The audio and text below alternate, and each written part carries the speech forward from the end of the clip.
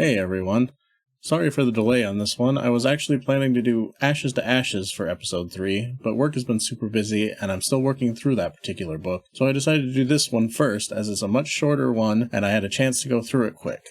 In terms of doing these in release order, there's a strong chance this may have actually released first anyway, as it was reportedly made so that White Wolf would have something to sell with the core book for Gen Con that year, and they weren't able to have anything else ready, meaning it's likely that Ashes to Ashes was not quite ready for sale by that time. So with that in mind, we'll put a quick pause on the Forged in Steel chronicle that began with the previous titles I've covered, and look at something a bit different. Let's get to it. Blood Nativity is an interesting piece in the history of VTM. It was released in 1991 around Gen Con that year, but not made by White Wolf. Instead, it was created under license by Atlas Games. Atlas Games was formed by John Nephew, a former Lion Rampant employee who split off from them when they merged with White Wolf. In the split, Nephew sold the company a printer in exchange for a licensing deal to publish official material for Ars Magica, a game they would eventually own the license for a number of years later, which lasted through 1991. In addition, Atlas released the short introductory adventure for Vampire the Masquerade, as White Wolf wanted something available to sell for the book for Gen Con in 91. This is one of those semi-rare titles, especially in part due to its nature as being something not published by the original company. As their original licensing deal expired approximately a year after it came out, it went out of print not long after its release. However, a PDF of it had been available on DriveThruRPG in 2014 through a handshake deal between Atlas and White Wolf's then-owner CCP, facilitated by DriveThru, with CCP receiving royalties for the title. According to an Atlas Games staff member, this changed in 2019 when Paradox Interactive bought the World of Darkness license from CCP. Royalties for the title switched to being paid to Paradox, but seeing the title as a copyright infringement due to the lack of an official licensing deal, they had the title removed. Despite this, physical copies of it can still be found without too much trouble, but are often sold at higher prices. Blood Nativity is credited as being written by Lynn Severson and Michael Harms. The cover art was done by Jane Olicio, and the interior art by Brian Chesney. The title was reportedly developed by White Wolf themselves, and these names are pseudonyms. Though there's no direct proof of this, neither of these writers' names appear on any other Atlas products from that time period as far as I can discern. The few pieces of art present are unique, but seem wholly unrelated to the characters and events portrayed within. Unlike the other early VTM material, that mostly centered around Chicago and nearby areas, Blood Nativity takes place in Cleveland, Ohio, and centers around the Union Council, a group of vampires who are pushing back against the prince of the city and his lieutenants who are trying to incite infighting among power centers in the city to secure their own positions. This title is also the first time we see terms like fledgling and neonate used interchangeably, despite the distinct definition they were given in the original core book, a habit that would become more common over time. Cast of characters.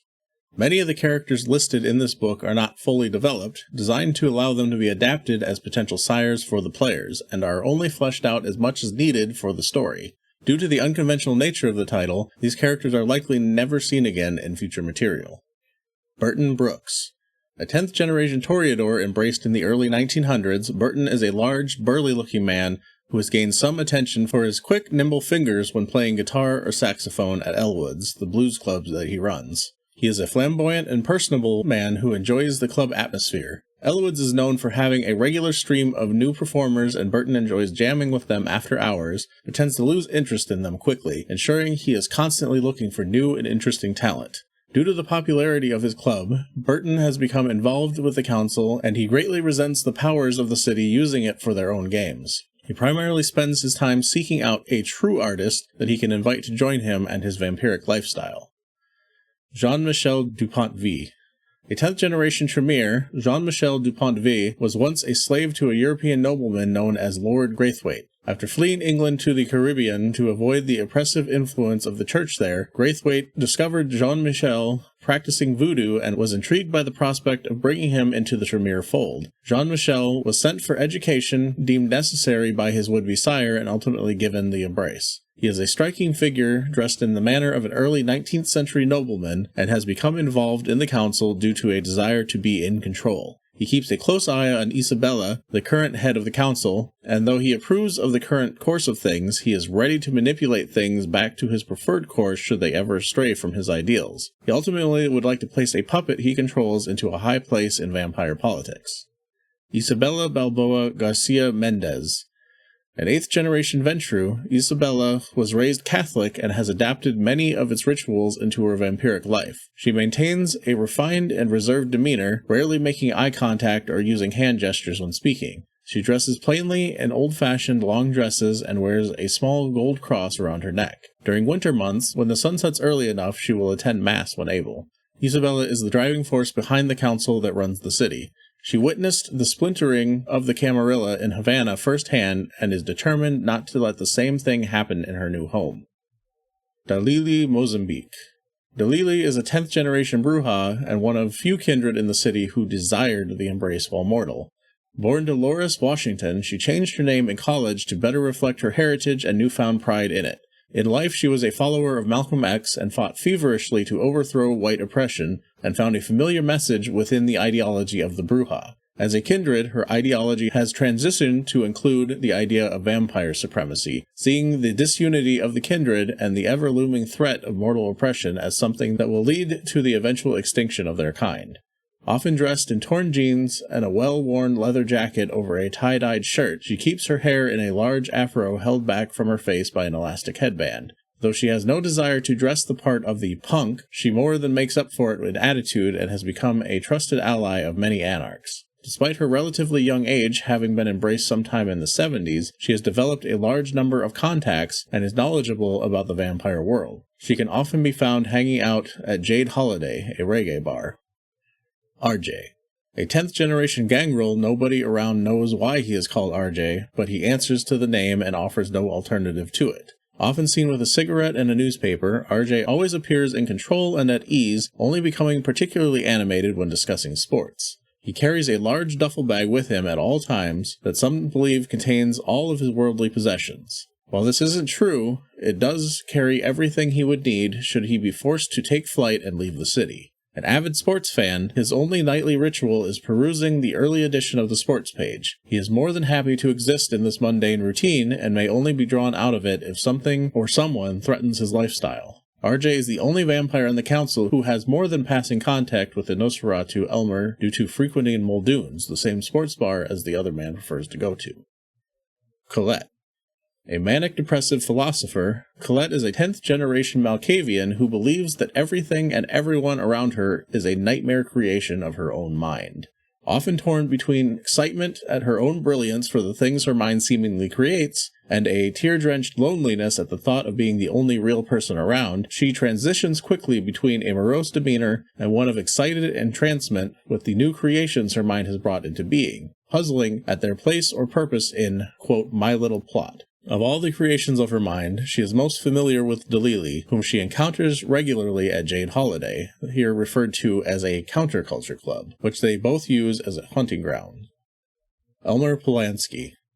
Elmer is a 7th-generation Nosferatu who manages to hide the trademark disfiguration of his clan well, appearing as a beer-bellied, middle-aged man as long as he sticks to low light. A strong ability with the obfuscate discipline, and some help from a wide-brimmed hat and high-collared coat help to hide his hideous visage from the mortals. Frequenting Muldoon's, a sports bar, Elmer sticks to low-light booths and shadowy corners and wards off other patrons with an ever-present cigar and the spitting of rude or obnoxious comments.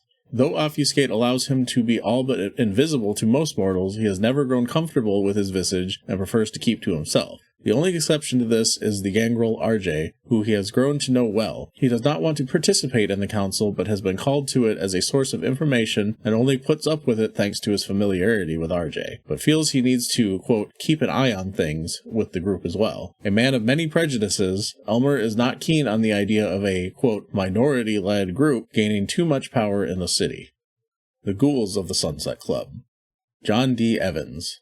Bloodbound to Isabella, John is the bartender for the Sunset Club. He is an imposing figure due to his above-average height. Despite being bound to Isabella, he also frequently gets blood from Colette, who enjoys feeding from him while he is high to grant some relief from her condition. Due to them feeding off of each other, they have a rather intense relationship, and she enjoys discussing existential philosophy with him. Isabella, meanwhile, tends to only use him for the sensual experience. Likely due to receiving blood from 2 different vampires with the ability, John is able to make limited use of the dominate discipline, likely aided by his high charisma and ability to manipulate others. Cliff Styles. Cliff is an unassuming and slight man in horn-rimmed glasses and a nice suit and acts as an organizer and host for the Sunset Club. Despite his outward appearance of respectability, he interacts a great deal with Delili, who feeds him blood and uses him to lure prominent figures of the establishment so that she can deal with them. Much like John, despite his heavier dealings with another kindred, Cliff is actually bound to Isabella, who has an eye for control and feeds her blood to all of the ghouls regularly. Despite his appearance, Cliff is more than capable of holding his own in a fight, thanks in part to the blood he receives. Albert Schmidt. Albert strikes an imposing figure. Burly, bearded, and standing even taller than John at a daunting 6'7", he acts as doorman/bouncer for the club. His fearsome appearance hides a kind-hearted soul, however, and Albert seeks to protect those around him, especially those who come across as responsible, compassionate, or humane. He has been a ghoul for much longer than the others, and guarded his original regent loyally until their untimely demise in a mysterious fire. Isabella, quick to seize the opportunity when it appears, swooped in and bound Albert to her, or so she thought. In truth, Albert is bound to Jean-Michel, and he keeps the man as a trump card should Isabella prove untrustworthy in her leadership of the council. The Anarchs. Snarl. Snarl is a young, unkempt, and ratty-looking Brujah who may not look like much, but can be quite a match in a fight. He dresses in the colors of a local gang and has a number of them under his sway. In case his reputation isn't enough, he carries a sharpened stake around with him in a sling over his shoulder. Tim Pavlicek. Much like Snarl, Tim is also a Brujah, wears the local gang colors, and carries a stake with him. That is where the similarities end. Wearing his hair in a Marine-style crew cut, he dresses in torn blue jeans and steel-toed boots.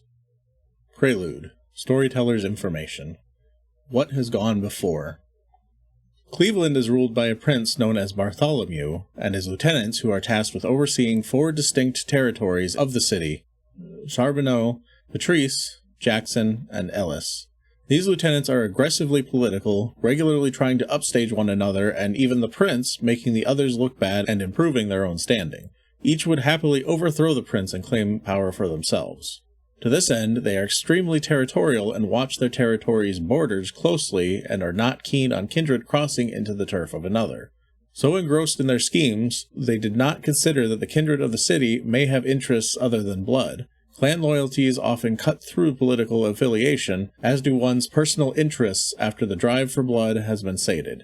To this end, many kindred gather and socialize at clubs around the city, and the 4 main attractors happen to each lie in a different lieutenant's territory. Feeling that their power may begin to be threatened by these gatherings, they formed a plan to keep the elder vampiric owners of these clubs preoccupied by staging anarch confrontations within the locales, sending their own minions to start causing trouble and harassing patrons. What they failed to understand is that not everyone is as concerned with gathering power as they, and these locations served only as social centers and safe gatherings for kindred to feed rather than function as centers for political plotting. If they had simply left well enough alone, nothing would have come from it. Instead, they created exactly what they were afraid of. It was Delili who first put together the game being played by the lieutenants thanks to her anarch contacts. When Elwood's, the blues club run by Burton Brooks, began having regulars harassed by Charbonneau's men posing as anarchs, he retaliated by going to the Jade Holiday, the counterculture club frequented by Delili, and confronted her, knowing she was friends with a number of anarchs. Through this exchange, Delili began to investigate what was actually going on, as her contacts with the anarchs claimed no responsibility for the events, but learned of similar happenings at Muldoon's, a working-class neighborhood bar.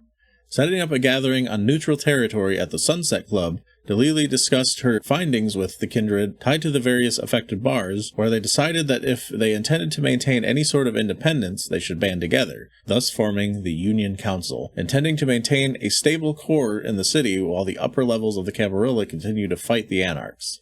They have not petitioned the prince for recognition, as it seems a pointless endeavor, when his own lieutenants were the cause of their woes in the first place.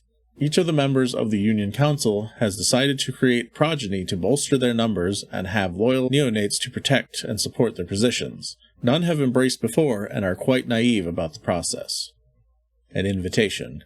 The Union Council has found prospective candidates to embrace and sent invitations out to them in the guise of an exclusive party offering free food and an open bar with a car being sent to deliver them to and from the club.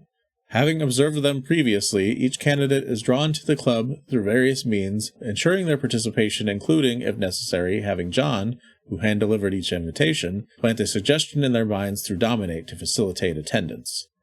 Scene 1. The Sunset Club. The Sunset Club is located in the southwestern suburbs of Cleveland and stands outside of the territories controlled by the Prince's lieutenants, making it neutral territory. Once acting as host to a variety of events and functioning as a country club, the Sunset Club has fallen on hard times and is now a bit run-down looking. It had to sell off the golf course originally attached to a subdivision being built on top of where it once stood. Both have continued downhill ever since. The exterior of the club is not much to look at, only some of the signs' lights still work, and the parking lot is an expanse of cracked pavement and weeds. Though it is not much to look at on the outside, perfect for keeping away nosy neighbors, the interior, while a bit run down, shows promise of restoration. The Union Council has recently purchased the club and has begun to work to bring it back to its former glory. The guests are led in to where a large table is set up for them, with various other tables and booths around the room to imply that there are or were other guests recently, though in truth the other handful of guests present is the council themselves, and these particular guests are the only ones invited. They are allowed to eat their meals in peace, though the other guests will speak to them if questioned. Cliff serves them and sees to their needs. Colette sits at the bar being served wine by John, staring despondently off into space. Elmer is seated in the shadows of the bar, talking sports with RJ, both smoking and making furtive glances at the guests. Burton and DeLilly noisily discuss the role of black people in American society, with the Toreadors supporting the value of their music as a path forward, while the Bruja insists they must overthrow racist Eurocentrism to see progress. Finally, Isabella and Jean-Michel talk quietly at a table near the guests, having just finished their dinner, discussing the state of Cuba while politely ignoring the new arrivals. The vampires, posing as guests themselves and all with invitations just like the other invitees, will use the mysterious Union Council as a conversation starter to get to know their potential childer, while the ghouls act as employees of the establishment, starting with Albert acting the imposing bouncer and demanding to see their invitations before becoming extremely polite and friendly and ushering them in upon presentation.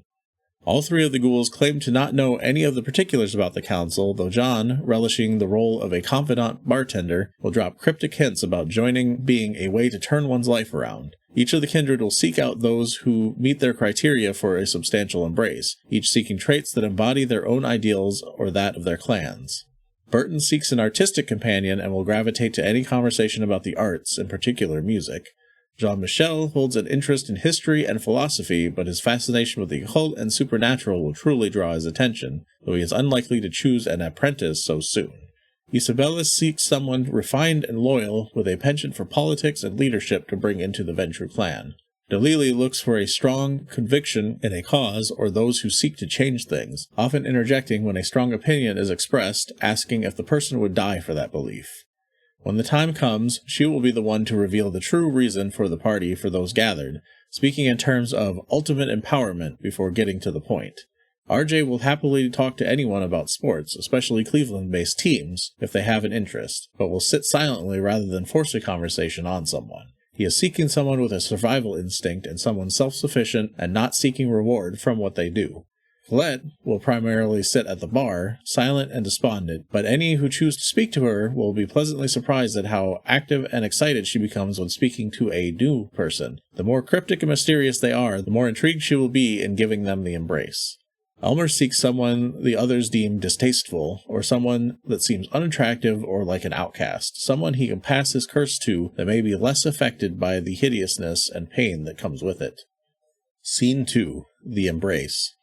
As the assorted kindred of the council make their choices, if any, DeLilly prepares to give her speech. Immediately following this, the sires-to-be will make their move, each using their own methods to draw their choice to them and see the embrace given. DeLilly's speech. Friends, as you know, we've gathered together under the generosity of the Union Council. For what purpose? Why us?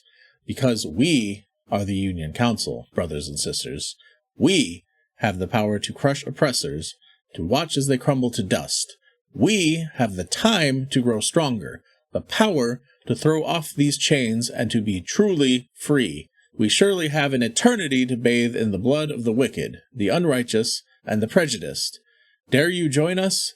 Dare you stand up to the perils that face our society and knock down the walls of oppression? How, you say? Join us. Become one of us. Fight the power. We know the true meaning of empowerment, and that is kindred. That is blood. We are born again, immortal, and we have chosen you. Infusing her speech with her power of presence, the speech goes from rousing to downright infectious, rousing the emotions of the gathered mortals. Each kindred makes their move in turn if they have chosen one among the gathered, some taking their pick to a secluded area through use of disciplines, through shared interest or congeniality, or through force if necessary. Only Jean-Michel abstains, as it takes years of apprenticeship for one to learn the mystical ways of the Tremere. After the embrace has taken place, the sires each have a method of pressing home what the new vampires truly are, and in some cases may even get into the finer details of things like the masquerade and the nature of the beast. The fledglings are weak and impressionable, as the embrace can be a harrowing experience even under the best circumstances. Their sires give them a point of contact or some way to reach them if the need should arise. Though the hunger begins to claw at them, they are close to unconsciousness, and they all ultimately succumb to the dark of sleep. Scene 3. Awakening.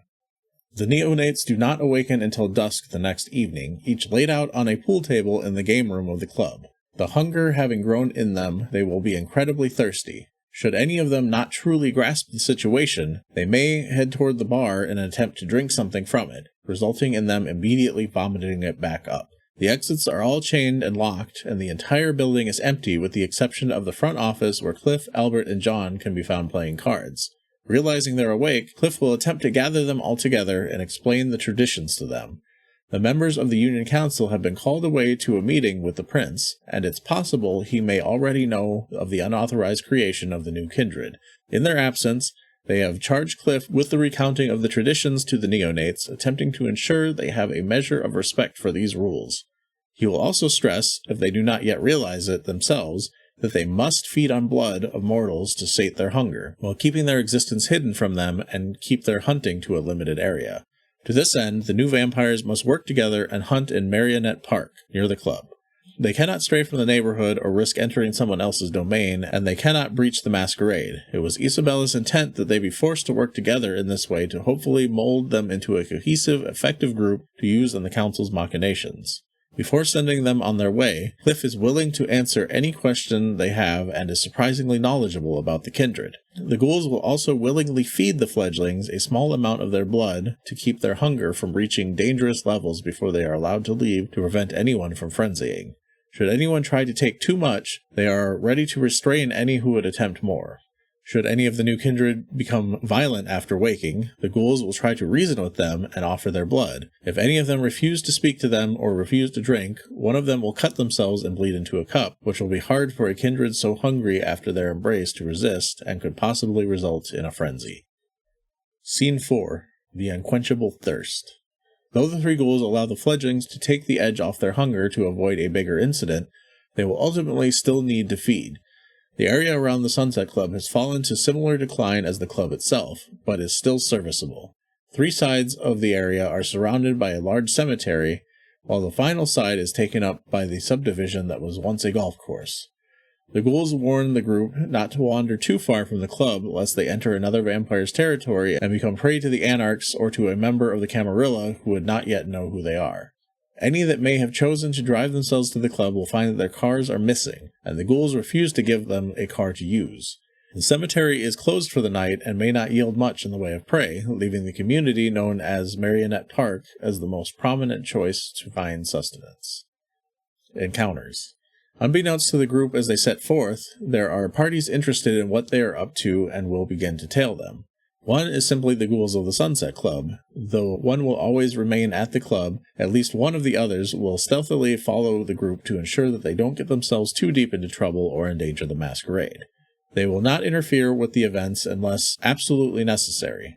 The other is much less altruistic. A local gang known as the Southside Punks will begin to follow the group discreetly as well, ultimately ambushing them at some point during their outing. Should the group choose to investigate the cemetery, the gang will reveal themselves all the sooner. In addition, should the group choose to hunt separately, the gang is likely to group up and attack someone who happens to be caught alone. Entering into the neighborhood area across from the club, there are a number of people the neonates can encounter, even at this hour. Coming home from practice. One potential hunting option is a pair of teenage girls returning home from a friend's house late due to practicing for upcoming pom-pom tryouts. They are energized from their practice and full of vigor, a tempting target for any kindred. Surprisingly, they will remain calm if approached by a group, but become nervous if approached by only 1 or 2 people and attempt to cross the street or flee. This is because they are friendly with the Southside punks who watch out for many of the cool kids in the neighborhood. Due to this, a larger group approaching will be mistaken for the gang. Without the use of presence or dominate, a single or pair of kindred may have trouble keeping them from alerting others in the neighborhood of the strangers in their midst. A taste of the grape. Further up the street from the neighborhood are a number of bars, and a drunk stumbling home after a night of drinking is not an uncommon sight in Marionette Park, and the kindred can likely find at least one on this night. Though they are very easy prey, especially in a group, approaching alone may instigate a fight that takes a little too long, or becomes a little too loud to feed discreetly, and a nosy neighbor may be inclined to call the cops if they see or hear anything untoward. Conversely, though an easy target, anyone who drinks from such a victim will find high alcohol content of their blood to have an effect on them. Even a smaller drink will leave a kindred tipsy, while a deeper feeding might cause even further inebriation. Turf. The Southside punks are a neighborhood gang who dress in bright green colors, cut-up jeans, and decorated leather vests. Though not excessively violent, they are under the sway of 2 anarchs seeking to expand their territory.